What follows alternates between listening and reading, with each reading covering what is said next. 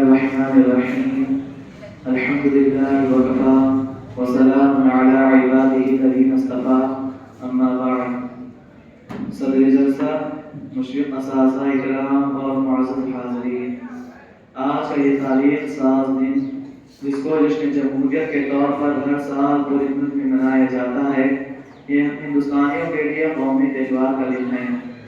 آج سے تقریباً 77 سال پہلے 15 اگست 1947 عیسوی کو ہمارا ملک انگریزوں کے چنگل سے آزاد ہوا۔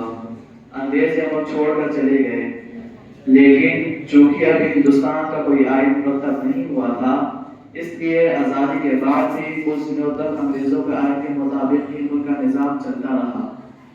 لیکن جلد ہی اس وقت کے جو ہمارے عظیم قومی رہنما تھے، ان لوگوں نے آپسی صلاح و مشورے سے ڈاکٹر بھیم راؤ امبیڈکر کی قیادت میں ایک قانون ساز کمیٹی بنائی، اور اس کمیٹی نے 2 سال 11 مہینے کی انتہائی کوشش کے بعد قانون ہند مرتب کیا، اور 26 جنوری سن 1950 عیسوی کو اس قانون کی ایک کاپی پارلیمنٹ، قانون ساز اسمبلی اور عدلیہ کو سونپ دی گئی کہ اب ملک کا نظام اسی آئین کے مطابق چلے گا۔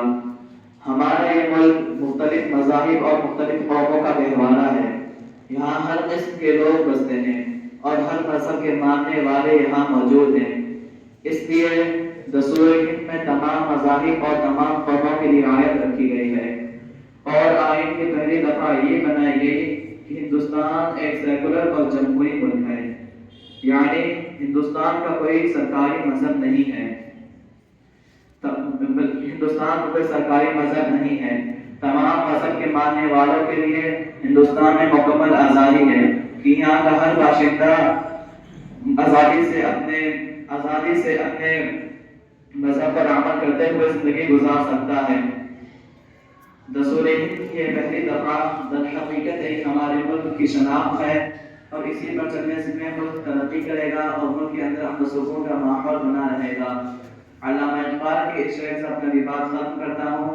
مذہب نہیں سکھاتا آپس میں بیر رکھنا، مذہب نہیں سکھاتا آپس میں بیر رکھنا، ہندی ہے ہم وطن ہے ہندو ستا ہمارا، ہماری کا البلاغ۔ السلام علیکم و رحمۃ اللہ وبرکاتہ۔